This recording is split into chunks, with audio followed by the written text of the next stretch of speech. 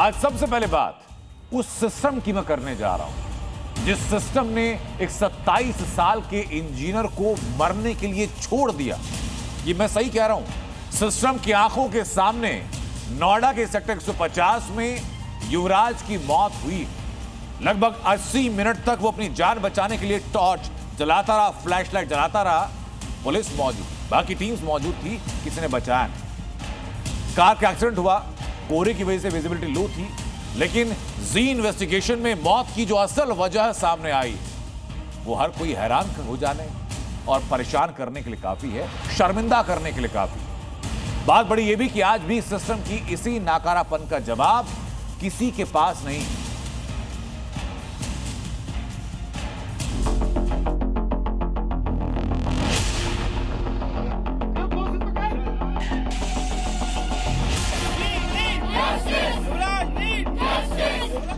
इस गड्ढे को इसलिए नहीं दिखा रहे क्योंकि गड्ढे में डूबकर 27 साल के इंजीनियर युवराज की अकाल मृत्यु हो गई।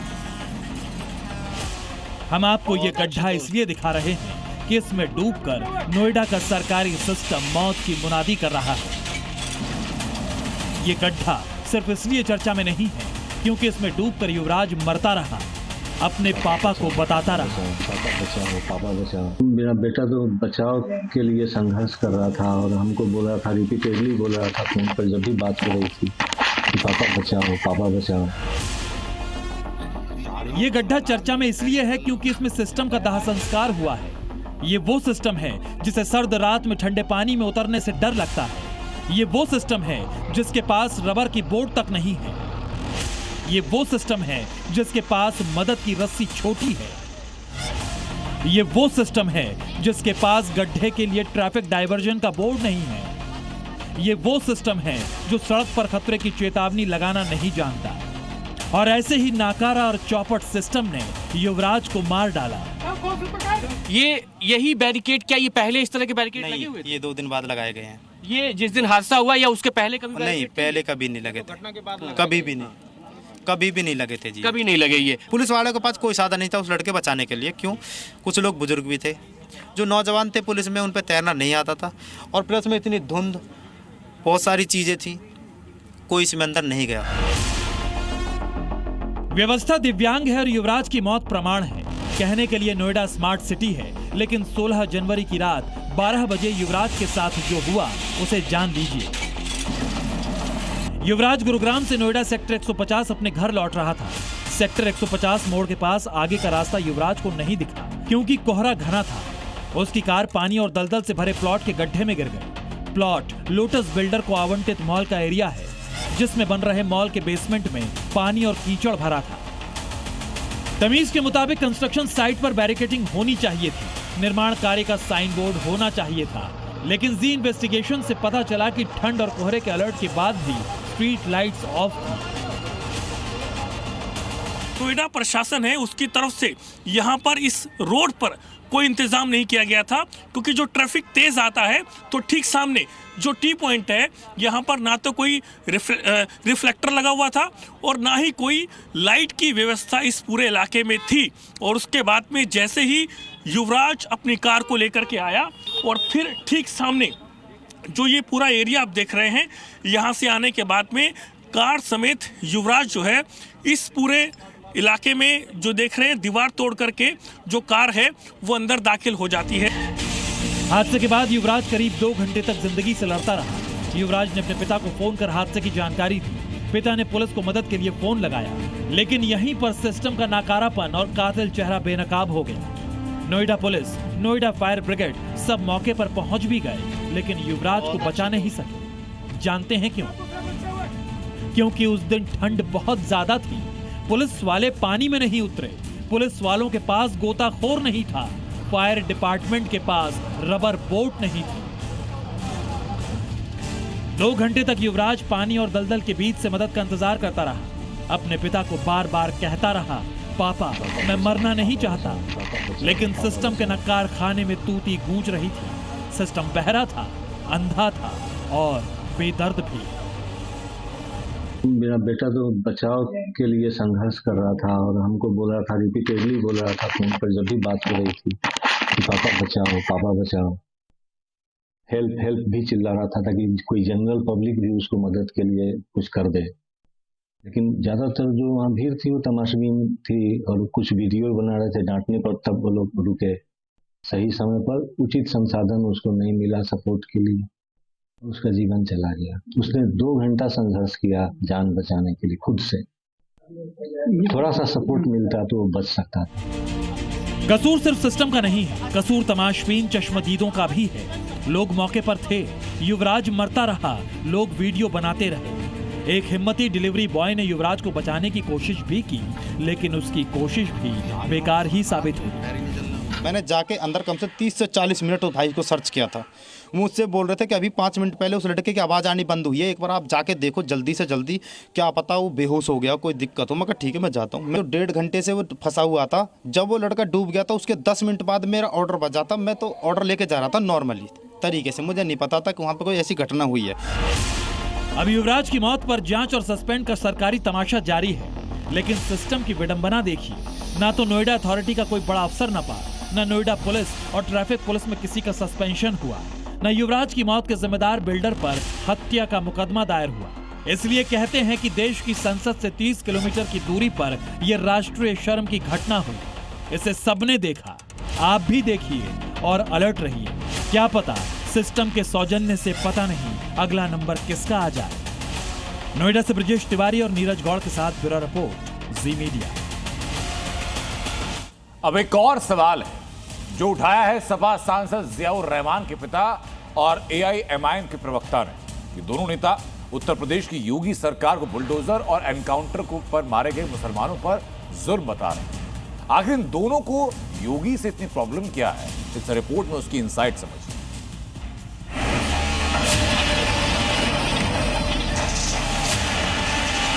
आज तो वो मुसलमानों पर जुल्म कर रहे हैं, तो इतनी नफरत तो फैला दोगे।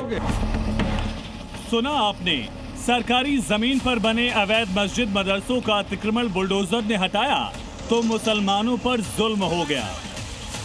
आज तो वो मुसलमानों पर जुल्म कर रहे हैं। किसी खाली पड़े घर के सामने नमाज पढ़ने और मदरसा बनाने की कोशिश करने वालों की गिरफ्तारी हुई तो नफरत फैलाई जा रही है।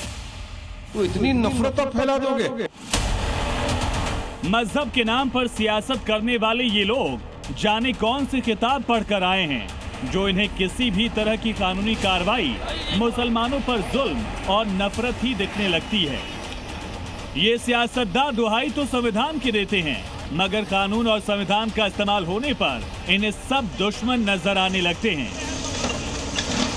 हैरानी ये है कि यूपी के बरेली में खाली घर को अवैध मदरसा बनाने वालों पर कार्रवाई हुई तो मुंबई के AIMIM नेता को मिर्ची लग गई। बिना घर के मालिक और इलाके की पुलिस की इजाजत के भीड़ लगाकर सरेआम धार्मिक आयोजन किया गया और जब योगी फोर्स ने उन्हें हिरासत में लेकर सवाल किए तो वारिस पठान कानून और संविधान की दुहाई देने लगे। 12 मुसलमान लोग एक प्राइवेट प्रॉपर्टी में घर में नमाज पढ़ रहे थे जुम्मा की।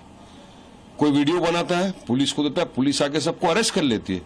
अरे कौन से कानून के तहत, कौन से कानून के प्रावधान के तहत आप इनको अरेस्ट कर सकते हो, हिरासत में ले सकते हो? तो कोई नमाज पढ़ रहा है तो इतनी नफरत आप फैला दोगे?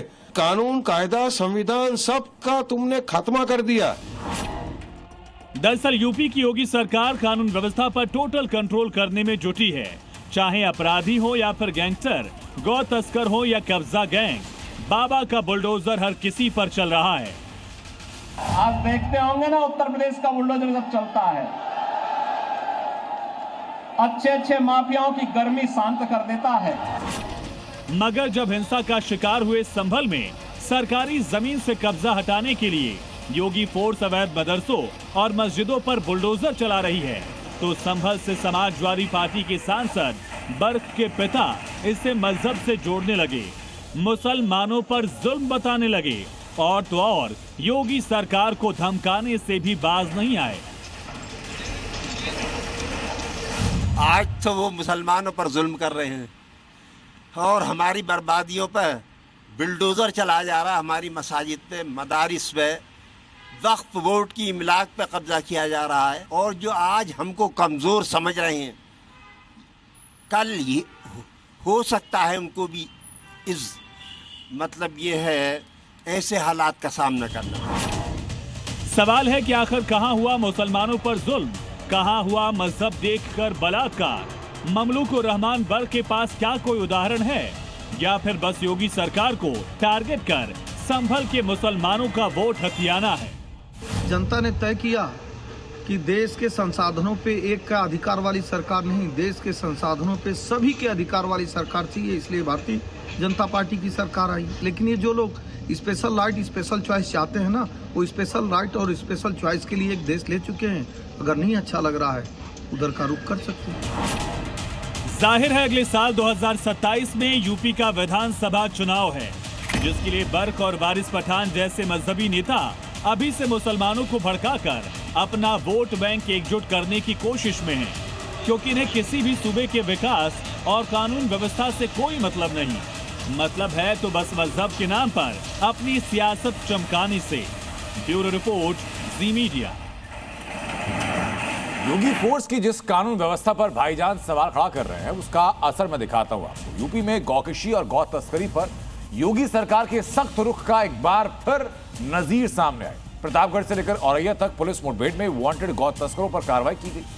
सीएम योगी ने साफ निर्देश दिए कि गौवंश से जुड़े हुए अपराध किसी भी कीमत पर बर्दाश्त नहीं किए जाएंगे।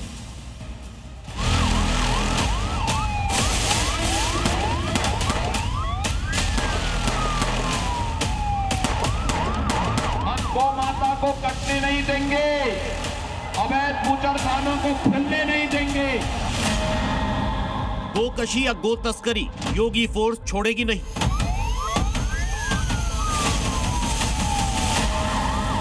योगी की तीसरी कसम, गो तस्कर पर नो रहम। गौ तस्करी और गौकशी करने वाले तत्वों के खिलाफ सतर्क रहना होगा। अगर कोई कहीं भूल से भी इस प्रकार की गतिविधियों में लिप्त है, उसकी सूचना ससमय आप पुलिस को और प्रशासन को उपलब्ध करवाइए। बाकी का इंतजाम हम स्वयं कर लेंगे। उनका क्या उपचार होना है, उपचार की व्यवस्था हम स्वयं कर लेंगे। Message loud and clear. UP में गोकशी या गो तस्करी करोगे तो हिसाब बुलेट से होगा, क्योंकि योगी सरकार ने गोमाता के दुश्मनों के लिए पूरी व्यवस्था कर ली है। और इसकी तस्दीक करती है दो तस्वीरें देखी। पहली तस्वीर यूपी के प्रतापगढ़ की है, जहां गो तस्कर नौशाद के पैर में पुलिस ने पीतल ठोक डाला। तो दूसरी तस्वीर औरैया की है, जहां 25,000 के इनामी गो तस्कर आमिर को पुलिस ने लंगड़ा बना दिया। प्रतापगढ़ के बरसडा गांव में पुलिस और बदमाशों के बीच मुठभेड़ हुई, जिसमें योगी फोर्स ने गो तस्कर नौशाद का इलाज कर दिया। नौशाद पर 2 दिन पहले गाय चोरी कर उसकी हत्या करने का गंभीर आरोप है। मुठभेड़ के बाद आरोपी के पास से तमंचा और जिंदा कारतूस बरामद किए गए। पुलिस व बदमाशों के बीच में मुठभेड़ हुई है, जिसमें नौशाद नाम के बदमाश के दाहिने पैर में गोली लगी है। इसके अन्य साथियों की तलाश की जा रही है। शीघ्र ही कठोर दंडात्मक कार्रवाई उनके विरुद्ध भी की जाएगी। औरैया में गोकशी के मामले में वांटेड अपराधी को पुलिस ने मुठभेड़ के बाद गिरफ्तार कर लिया। 25,000 के इनामी आमिर ने पुलिस पर फायरिंग की, जिसके जवाब में हुई कार्रवाई के दौरान उसके पैर में गोली लगी। आमिर पर गोकशी समेत 3 मुकदमे दर्ज हैं और पुलिस ने उसके पास से तमंचा और कारतूस भी बरामद किए। पुलिस टीम द्वारा आत्मरक्षार्थ फायर किया गया, जिससे बदमाश के बाएं पैर में गोली लगने से घायल होकर गिर गया, जिसे प्राथमिक उपचार 50 सैया हॉस्पिटल औरैया भेजा गया है। मौके से 1 अदद तमंचा 315 बोर, 1 जिंदा कारतूस, 2 खोखा कारतूस एवं 1 अदद मोबाइल फोन मिला है। योगी यूपी से गो तस्करों और गोकशी करने वालों का खेल खत्म करना है। हमने इनकी पूरी की पूरी कटान को रोक करके अवैध बूचड़खानों को पूरी तरह बंद किया। लेकिन आज मैं आपको आश्वस्त करने के लिए आया हूं, हम गौ माता को कटने नहीं देंगे, अवैध बूचड़खानों को खुलने नहीं देंगे। ब्यूरो रिपोर्ट, जी मीडिया। योगी सिर्फ कहते नहीं है, बल्कि जमीनी स्तर पर काम करते। एक तरफ गौकश और गौ तस्कर के खिलाफ अभियान चला रहे, तो दूसरी तरफ गौवंश के संरक्षण के लिए योगी सरकार एक के बाद एक कई कदम उठा रही है। वो क्या क्या कदम बताता हूं आपको। उसमें चारागाह गोचर भूमि से अतिक्रमण को हटाने का अभियान चलाया जा रहा है। 7,140 हेक्टेयर चारागाह भूमि कब्जा मुक्त करा दी गई। भूमि पर जो कब्जा मुक्त हुई, उस पर हरा चारा उत्पादन किया जा रहा है। गौ आश्रय स्थल व्यवस्थित किए जा रहे हैं, उसमें पौष्टिक आहार की व्यवस्था की जा रही है। 2 सालों में 35,000 हेक्टेयर का चारा उत्पादन का लक्ष्य है और जो शीतलहर चल रही है मौसम में, उसमें गौ वंश की सुरक्षा के इंतजाम किए गए। पशु कल्याण के साथ साथ विकास का एक संतुलित मॉडल उत्तर प्रदेश में विकसित किया जा रहा है। अब एक और तस्वीर दिखाता हूं आपको उत्तर प्रदेश के संभल से, जहां एक बार फिर हिंदुओं के धार्मिक स्थलों पर मुसलमानों की एंट्री को बैन करने की मांग है। एक तरफ 2027 हरिद्वार में अर्ध कुंभ मेले के आयोजन की तैयारियां हैं, तो चंदौसी पहुंचे ब्रह्मचारी संत आनंद महाराज ने प्रयागराज और हरिद्वार में गंगा घाटों पर मुसलमानों की एंट्री को लेकर के सख्त प्रतिबंध की मांग की।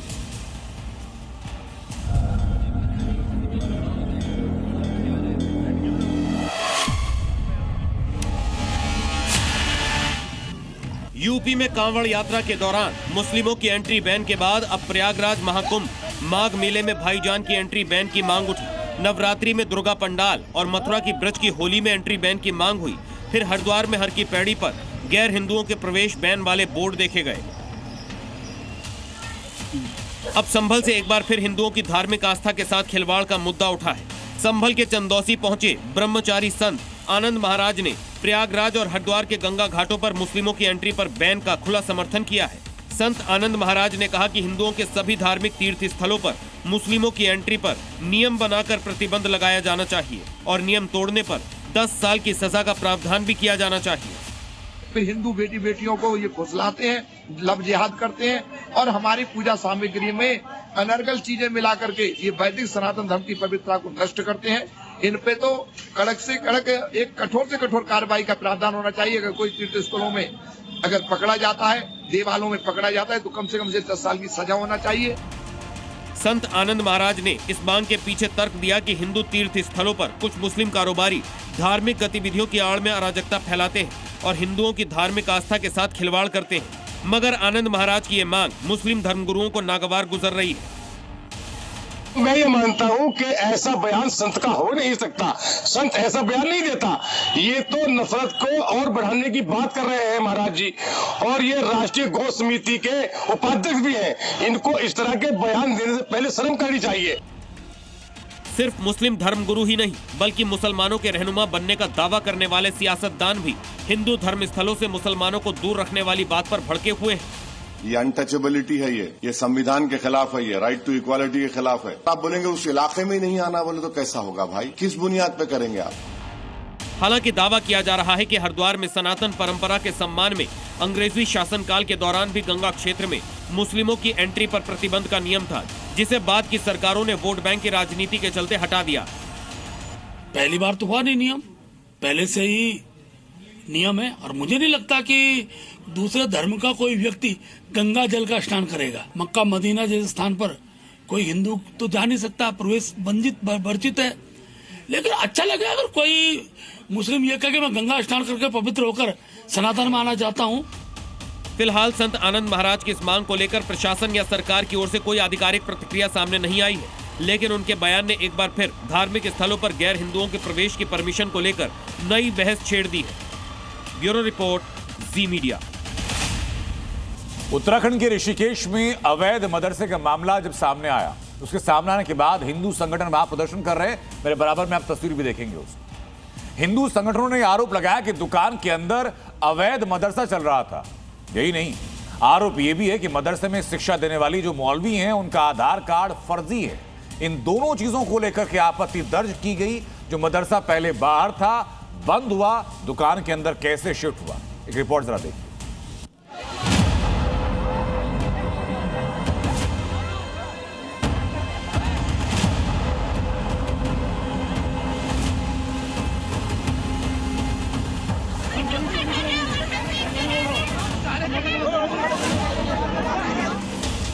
देवभूमि उत्तराखंड के ऋषिकेश में दुकान की आड़ में अवैध मदरसा चलाया जा रहा है। जैसे इस घटना की जानकारी हिंदू संगठन को लगी, हिंदू संगठन के कई लोग पहुंच गए, जिससे अवैध मदरसा चला रहा मौलवी भड़क गया। इसके बाद हिंदू संगठन के लोगों से बहसबाजी शुरू कर दी। सीधा जवाब दो, सीधी बात कर रहा हूँ। सुन लो, 5 साल से तुम्हारा आधार कार्ड यहाँ का है, 10 साल की आईडी का है। देखते देखते बात इतनी बिगड़ गई कि हिंदू संगठन के कार्यकर्ता और अवैध मदरसा चला रहे मौलवी के समर्थकों के बीच धक्का मुक्की होने लगी। हालांकि इस दौरान वहां मौजूद लोगों ने मामला शांत कराने की कोशिश की, लेकिन लोगों का पारा 7वें आसमान पर पहुंच गया, जिससे हाथापाई की नौबत आ गई। भाई जाहिर सी बात, हमसे सलीके से बात करते कि भाई ऐसा ही बताओ आपका क्या से तो अभी भी। हिंदू संगठन ने आरोप लगाया कि दुकान की आड़ में अवैध मदरसा चल रहा था। मदरसे के मौलवी का आधार कार्ड भी फर्जी बताया गया। घटना की जानकारी मिलने के बाद पुलिस पहुंच गई, जिसके बाद हिंदू संगठनों और मौलवी के समर्थकों के बीच मामले को शांत कराया गया। वहीं बजरंग दल ने दावा किया है कि कोर्ट के आदेश पर मदरसे को बंद कर दिया गया था, लेकिन उसके पीछे दुकान की आड़ में अवैध मदरसा चलाया जा रहा था। यही नहीं, उन्होंने चेतावनी देते हुए कहा है कि मौलवियों की हरकतें हिंदू संगठन बर्दाश्त नहीं करेंगे। जो पढ़ा रहा है, कई सालों से पढ़ा रहा है, ये आप एक बार दिखाना। ये मोहम्मद दानिश जी हैं, ये उनका जन्म डेट है 1991 का मतलब हाफिज जी का वीडियो आपके पास होगा भी, चेहरा भी आपके पास होगा। 1991 का मतलब है हाफिज जी 34 साल के, हाफिज जी 34 साल के, और हाफिज जी बिहार के हैं। लेकिन बिहार के हैं तो सत्यापन कहाँ से होना था? बिहार से होना था। बिहार के गृह क्षेत्र से उन्हें सत्यापन करके लाना था। लेकिन सत्यापन किस तरह का होता है? यहाँ तो सत्यापन ये होता है आधार कार्ड लाइए। हिंदू संगठन ने मौलवी के पुलिस सत्यापन नहीं होने के साथ आधार कार्ड में दर्ज नाम, पते और जन्मतिथि पर भी संशय जताया। हिंदू संगठन के आरोप पर पुलिस ने जांच कर कार्रवाई करने का भरोसा दिया है। कुनाव गांव में हिंदू संगठन ने जो विवाद खड़ा किया वो यही जगह है, यही दुकान है। मैं दिखाना चाहूंगा कैमरामैन की मदद से कि किस तरीके का यहाँ पर जो अंदर का माहौल है। यहाँ पर एक हॉल है जहाँ पर बच्चों को पढ़ाई करने का कार्य करवाया जाता है। इस बीच हिंदू संगठन कितना सच कह रहा है और जो सोसाइटी है कितना सच कह रही है, वो देखने वाली बात है। हालांकि इस विवाद के बीच में ये बहुत बड़ा मामला ऋषिकेश का सामने आया है। ऋषिकेश से अमित कंडियाल जी, मीडिया उत्तराखंड। काशी और मथुरा के अलावा मध्य प्रदेश में भी एक ऐसी जगह जहां मंदिर और मस्जिद का विवाद है। जगह का नाम है भोजशाला। 23 जनवरी यानी शुक्रवार को जुमा और वसंत पंचमी एक साथ है। भोजशाला का हिंदू मुस्लिम विवाद बढ़ गया है। एक तरफ सरस्वती मंदिर होने का दावा करने वाला हिंदू समाज भोजशाला में विशेष पूजा की अनुमति मांग रहा है, तो दूसरी ओर भोजशाला को मस्जिद कहने वाला मुसलमान जुमे के दिन पीछे हटने को तैयार नहीं।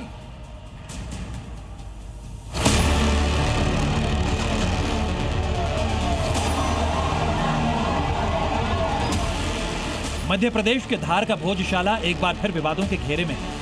सदियों पुरानी ऐतिहासिक धरोहर एक बार फिर सनातनी पूजा और भाईजान की जिद के बीच पिस रही है। और वजह है एक सवाल, 23 तारीख को भोजशाला में मां सरस्वती की पूजा होगी या शुक्रवार के दिन यहां जुमे की नमाज अदा की जाएगी?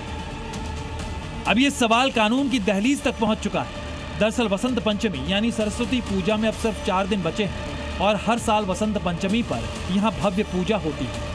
लेकिन इस साल वसंत पंचमी शुक्रवार यानी जुमे के दिन पड़ रही है। इसलिए हिंदू संगठनों ने मांग की है कि इस बार शुक्रवार को भोजशाला में मुस्लिमों को नमाज पढ़ने से रोका जाए। 4 दिनों के अंदर सुप्रीम कोर्ट से इस मुद्दे पर आदेश का आग्रह किया गया है। हवाला दिया गया है कि वसंत पंचमी साल में एक बार आती है और जुमे की नमाज साल में 52 बार होती है। ऐसे में जुमे के दिन पड़ने वाली वसंत पंचमी की तिथि को प्रमुखता से लेना चाहिए। इस वर्ष वसंत पंचमी शुक्रवार के दिन आ रही है और जैसा कि एसआई ने केंद्र सरकार ने 7 अप्रैल 2003 को जो आदेश दिया था उसमें स्पष्ट रूप से लिखा हुआ है कि बसंत पंचमी का दिन हिंदू समाज को सूर्योदय से सूर्यास्त तक पूजन के लिए देना है, उसी का पालन होना चाहिए। इसमें कोई शक नहीं कि वसंत पंचमी का पर्व और मां सरस्वती की आराधना का दिन साल में एक बार ही आता है, जबकि जुमे का दिन साल में 52 बार। लेकिन ऐसे तथ्यों से भाईजान को कोई फर्क नहीं पड़ता। मुसलमानों का कहना है कि वो तो जुमे की नमाज अदा करके ही रहेंगे। वैसे तो ये जुमे की नमाज जो है बसंत पंचमी भी होती है, तो 1 से 3 जो है मुस्लिम समाज को दिया जाता है। तो कानूनी लड़ाई है, सुप्रीम कोर्ट में मामला विचाराधीन है। सुप्रीम कोर्ट भी जो भी डिसाइड कर देगी हो जाएगा, उसमें क्या कोई विवाद तो है नहीं। न्यायालय जो भी फैसला करेगा मान, बस शुरू से इसमें नमाज होती थी, हो रही है। आपके माध्यम से भी बोलना चाहता हूँ शासन प्रशासन से कि अपनी नैतिक जिम्मेदारियां निभाएं और नमाज को अदा करें। भोजशाला में हिंदू मुस्लिम तनाव को देखते हुए सुरक्षा व्यवस्था को बेहद सख्त कर दिया गया है। इलाके में पुलिस की गाड़ियां दौड़ रही हैं, सड़कों पर रैपिड एक्शन फोर्स की तैनाती है और सुरक्षा बलों की संख्या 100-200 नहीं बल्कि 2500 है, जिसे 23 तारीख तक 4 गुना करने की तैयारी है। शहर में शांति व्यवस्था, कानून व्यवस्था बनी रहे और आगामी त्यौहार शांतिपूर्वक संपन्न हो, इसको लेकर आज आरएफ के साथ में और जो हमें RAPTC और PTS का जो फोर्स मिला, ट्रेनिंग स्कूल का जो फोर्स मिला, उसके साथ में फ्लैग मार्च निकाला गया था। आगामी 23 तारीख को, जैसा कि आपको विदित है, बसंत पंचमी का त्यौहार है, शांति व्यवस्था के साथ संपूर्ण हो, यही मैसेज सभी को दिया गया है। साल 2026 में बसंत पंचमी जुमे के दिन यानी शुक्रवार को पड़ रही है, लिहाजा सांप्रदायिक ताना बाना ना बिगड़ जाए, इसीलिए एहतियात के तौर पर यहाँ पर सुरक्षा व्यवस्था बढ़ाई गई है। भोजशाला परिसर में कई ऐतिहासिक साक्ष्य हैं, जिसे देखकर यहाँ सनातन का प्रमाण मिलता है। 2024 में कोर्ट के आदेश पर ASI ने 98 दिनों तक भोजशाला का सर्वे किया था। 2047 पन्नों की सर्वे रिपोर्ट में सनातन संस्कृति की कई निशानियां और देवी देवताओं की मूर्तियां मिलने का दावा है। भोजशाला के सर्वे रिपोर्ट पर हाईकोर्ट का फैसला भी लंबित है, लेकिन हिंदू संगठनों ने इस बार जुमे पर भोजशाला में नमाज रोकने की जो मांग की है, इससे मुस्लिम संगठनों की बेचैनी बढ़ गई है। ब्यूरो रिपोर्ट, जी मीडिया। दिल्ली को दहलाने की साजिश, खालिस्तानी आतंकियों, गैंगस्टर और बांग्लादेशी कट्टरपंथियों का खतरनाक गठजोड़ और पाकिस्तान के रास्ते भारत में पहुंचाए गए हथियार। लेकिन दिल्ली पुलिस ने 26 जनवरी से ठीक पहले हिंदुस्तान की सुरक्षा एजेंसी ने एक बड़े आतंकी खतरे को नाकाम किया और अब 10 बड़े चेहरों की तलाश है, जिनके निशाने पर दिल्ली।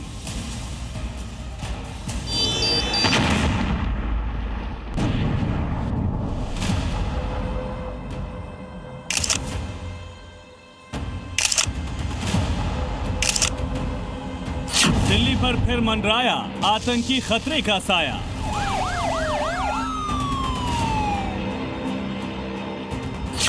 खालिस्तानी बांग्लादेशी गठजोड़, नापाक साजिश एक्सपोज।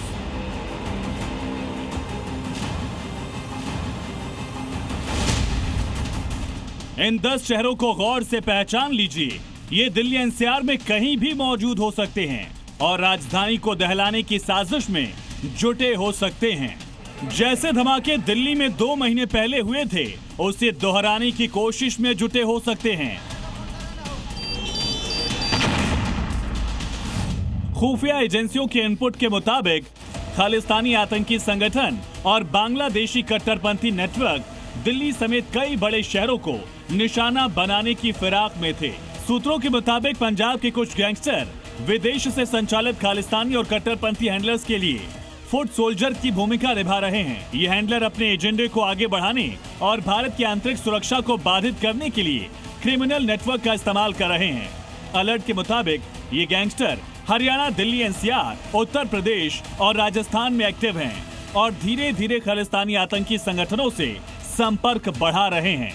दिल्ली समेत उत्तर भारत में संभावित आतंकी खतरे को देखते हुए दिल्ली पुलिस ने हर उस भीड़भाड़ वाली जगह पर उन संदिग्ध खालिस्तानी आतंकियों के पोस्टर चस्पा किए हैं, जिन्हें आप तस्वीर पे देख सकते हैं। वधावा सिंह बब्बर, पुरुषोत्तम सिंह पम्मा जो कि BKI का है और बब्बर खालसा इंटरनेशनल के हैं, ये गुरमीत सिंह बग्गा और भूपेंद्र सिंह बिंडा, ये चारों जो खालिस्तानी आतंकी हैं, इनके पोस्टर हर भीड़भाड़ वाली जगह पर पोस्टर लगाए गए हैं। इस वक्त हम जो कनॉट प्लेस के जो हनुमान मंदिर है वहाँ पर मौजूद है और ऐसे ही पोस्टर हर जगह आपको देखने को मिलेंगे।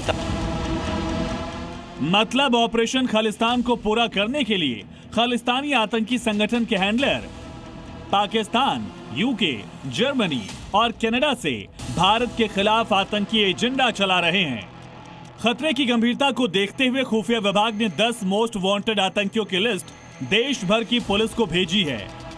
इसमें हरविंदर उर्फ रिंदा, कुलवंत मान, कुलदीप, अवतार सिंह, करणवीर, अर्शदीप सिंह गिल उर्फ अर्श डल्ला, भूपेंद्र सिंह भिंडा, पुरुषोत्तम सिंह उर्फ पम्मा, बाधवा सिंह बब्बर, बब्बर खालसा से और साथ ही गुरमीत सिंह बग्गा का नाम है। इन्हीं आतंकियों के नेटवर्क को तोड़ने में बड़ी सफलता मिली जब Mohali state special operation cell ने BKI और KCF से जुड़े 3 संदिग्ध आतंकियों को गिरफ्तार किया। पूछताछ में खुलासा हुआ कि इन आतंकियों का प्लान था हैंड ग्रेनेड अटैक और आतंकियों के निशाने पर थे शिवसेना कार्यालय, हिंदू संगठनों के नेता और पंजाब की महत्वपूर्ण सरकारी इमारतें। इतना ही नहीं, 10 ऐसे लोगों को निशाना बनाने की तैयारी थी जिन्हें पहले से पंजाब पुलिस की सुरक्षा मिली हुई थी। जांच में सामने आया कि गिरफ्तार आरोपी पाकिस्तान और यूके में बैठे खालिस्तानी आतंकी हरविंदर रिंदा और कुलवंत सिंह उर्फ मान सिंह के लिए काम कर रहे थे। सोशल मीडिया और व्हाट्सएप ग्रुप के जरिए फुट सोल्जर्स की भर्ती की जा रही थी। ग्रुप्स बनाए जाते और 20 से 25 दिन में डिलीट कर दिए जाते। गिरफ्त में आए कर्मवीर और अवतार सिंह ने पूछताछ में बताया कि बीकेआई और केसीएफ का इंडिया हैंडलर कुलदीप सिंह इस पूरे नेटवर्क को चला रहा था। हालांकि लगातार मिल रहे इनपुट्स के बाद सुरक्षा एजेंसियों ने 26 जनवरी से पहले आतंकियों की साजिश, गैंगस्टर टेरर गठजोड़ और विदेशी हैंडलर्स का टेरर नेटवर्क एक्सपोज जरूर कर दिया है। दिल्ली से जी मीडिया के लिए प्रमोद शर्मा की रिपोर्ट। उधर किश्तवाड़ के जंगलों में आतंकियों का रिवर्स काउंटडाउन शुरू हो चुका है। जमीन पर जवानों की घेराबंदी है, आसमान से ड्रोन और हेलीकॉप्टर की निगरानी है। मुनीर के टेरर मॉड्यूल को जड़ से खत्म करने के लिए ऑपरेशन त्राशी 1 पूरे जोर शोर से जारी है। सेना साफ कर चुकी कि आतंक की साजिश का अंजाम सिर्फ एक है और वो है आतंक का समूल नाश।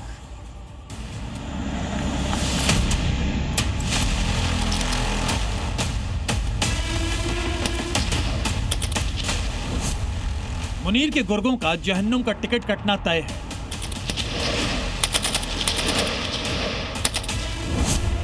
घने जंगलों में एनकाउंटर, आतंकियों का होगा दी and.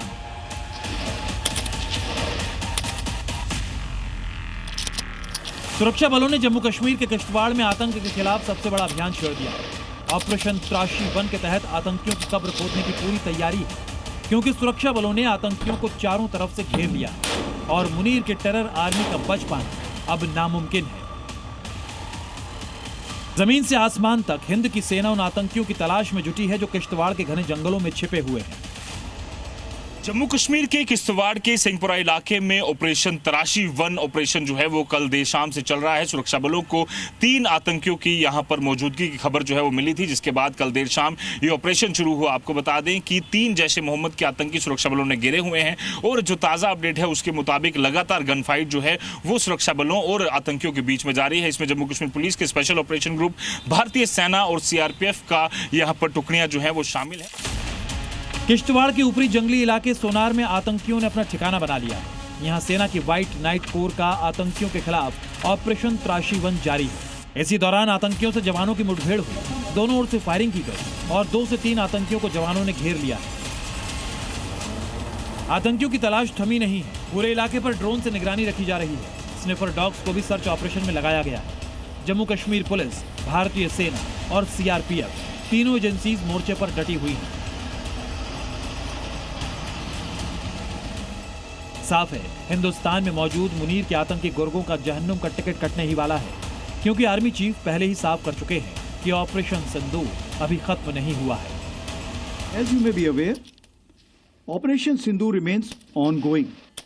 Any future misadventure will be resolutely responded to.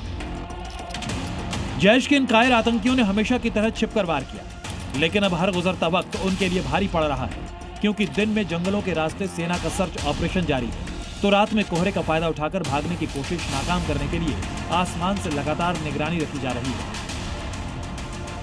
ताकि मुनीर के जिन मोहरों ने सीमा पार करने की हिमाकत की है वो जिंदा बचकर वापस न जा सके। जम्मू से रजत बोहरा के साथ ब्यूरो रिपोर्ट, जी मीडिया।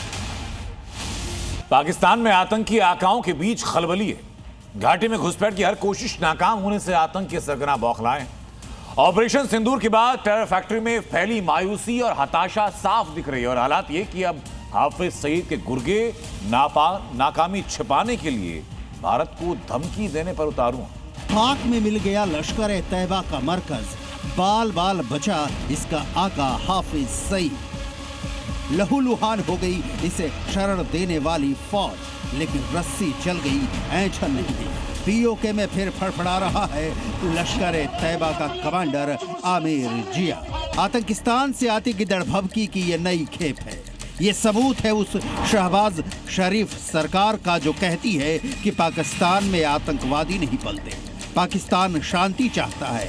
कैसी शांति लश्कर कमांडर आमिर जिया बता रहा है। ऑपरेशन सिंदूर से चूर चूर हुए पाकिस्तानी आतंकी संगठन फिर से सिर उठाने लगे हैं। इन संगठनों को मुल्ला मुनीर ने खुली छूट दे रखी है। गरीबी में मरती आवाम का ध्यान भटकाने के लिए उन्हें हिंदुस्तान के खिलाफ जहरीली गोली का डोज दिया जा रहा है।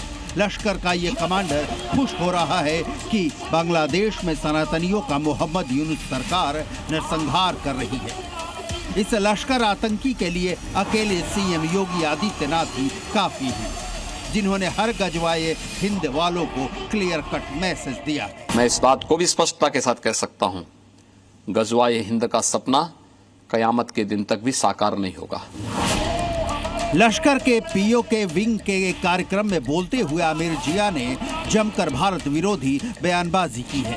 आमिर जिया से पहले लश्कर तैयबा के बहावलपुर चीफ सैफुल्ला कसूरी का वीडियो सामने आया था। वीडियो में सैफ भी गजवाए हिंद करता दिखा था। ऑपरेशन सिंदूर के बाद पाकिस्तान के आतंकी संगठन सदमे से उबरने की कोशिश कर रहे हैं। कश्मीर में आतंकियों की घुसपैठ के लिए छटपटाते ये टेरर ऑर्गेनाइजेशन आतंकियों को भड़काने के लिए भारत के खिलाफ तकरीरें दे रहे हैं। ये तरीका मुल्ला मुनीर का है कि पाकिस्तान के आतंकी संगठनों को उकसाते रहो और भारत के खिलाफ बयानबाजी जारी रखो। ध्यान रहे कि ऑपरेशन सिंदूर के बाद उसके आतंकियों के जहरीले बयान तो आते हैं, लेकिन हाफिज सईद पता नहीं किस बिल में छिपा बैठा है। ब्यूरो रिपोर्ट, जी मीडिया। नोएडा में इंजीनियर की मौत के मामले में जहां सीएम योगी ने इस मामले पर संज्ञान लिया, जांच के लिए 3 सदस्यीय स्पेशल इन्वेस्टिगेशन टीम यानी एसआईटी गठित की गई है। मंडलायुक्त मेरठ के नेतृत्व में एसआईटी काम करेगी। एडीजी जोन मेरठ को भी इसमें शामिल किया गया है। चीफ इंजीनियर पीडब्ल्यूडी भी एसआईटी में शामिल है, यानी कि इसमें लोग चीफ इंजीनियर पीडब्ल्यूडी शामिल हैं। उसके अलावा मंडलायुक्त मेरठ इसमें शामिल हैं। इसके अलावा तीसरे व्यक्ति इसमें शामिल किए गए हैं जो कि एडीजी मेरठ जोन। लेकिन यूपी में जगह कोई भी हो, कब्जा करने वालों के खिलाफ एक्शन तय है और इसी एक्शन के लिए जोर शोर से गरज रहा है योगी का बुलडोजर। इस बार योगी आदित्यनाथ की बुलडोजर फोर्स ने बहराइच में अवैध मजारों को मिट्टी में मिलाया। बहराइच में अवैध मजारों को हटाने की कार्रवाई सालों से पेंडिंग थी। मुसलमानों ने खुद मजारों को हटाने का वायदा किया था, लेकिन जब वायदा पूरा नहीं हुआ तो योगी फोर्स ने एक्शन किया।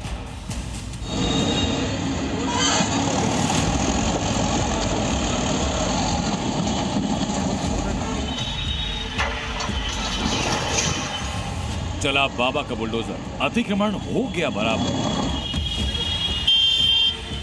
मजार के नाम पर कब्जा, बुलडोजर का एक्शन तगड़ा। उत्तर प्रदेश को उत्तम प्रदेश और अपराध मुक्त बनाने के लिए जिस तरह सीएम योगी दिन रात एक कर रहे हैं, योगी फोर्स मौसम का फर्क नहीं मान रहे, उसी तरह यूपी का कोई भी कोना हो, योगी का बुलडोजर जमीन कब्जा करने वालों पर प्रहार करने से नहीं चूका। ये तस्वीरें यूपी के बहराइच, जहां पीले पंजे की जद में अवैध मजारों का पूरा कुनबा है और इस अवैध टोली में 1 या 2 नहीं बल्कि पूरे 1 दर्जन मजार शामिल थे। ये कार्रवाई महाराजा सुहेलदेव मेडिकल कॉलेज के परिसर से सटे इलाकों में हुई। अधिकारियों के मुताबिक ये मामला साल 2002 से पेंडिंग था। 2004 और 2019 में अतिक्रमण हटाने के आदेश दिए गए। अतिक्रमणकारियों ने खुद इसे हटाने के लिए समय मांगा, लेकिन वायदा पूरा नहीं किया, जिस वजह से डीएम ऑर्डर पर 2000 वर्ग फीट में फैली 12 अवैध मजारों को धराशायी किया गया। मजार बना हुआ है, 2 मजार बने हुए थे, उसके आड़ में इन लोगों ने बहुत ज्यादा मजार बना लिए थे। लगभग हमें ये बताया गया कि 12, 13, 14 मजार बन गए थे। उनको हटाने के लिए उन्होंने एक प्रार्थना पत्र दिया, जिसके क्रम में जिलाधिकारी महोदय द्वारा ये निर्देश दिया गया कि इन लोगों से वार्ता करके सुलह समझौते के आधार पर यह हटावाया जाए। अगर नहीं हटाते हैं तो इसको बलपूर्वक हटा दिया जाए। जानकारी के मुताबिक मजार की कमेटी के लोगों ने सिटी मजिस्ट्रेट के आदेश के खिलाफ डीएम कोर्ट में अपील की, लेकिन कोर्ट से भी अतिक्रमणकारियों को मायूसी हाथ लगी। मजारों या जमीन से लेकर कोई सबूत कमेटी वाले पेश नहीं कर पाए। लेकिन अब इस बुलडोजर एक्शन के बाद इलाके का हिंदू समुदाय खुश है। रूप से जो बने हुए हैं उनको तो कानूनन कार्रवाई में दिखा कि साफ साफ की अतिक्रमण था। मैं कार्रवाई पे पूर्णतया संतुष्ट हूँ। ये बहुत सही किया है। इसके लिए शासन का हम जो है योगी जी को और राजनीति में आज के लिए सिर्फ इतना है। कल फिर मुलाकात होगी आपसे शाम ठीक 6 बजे। आप बने रहिए जी न्यूज़ के साथ। नमस्कार।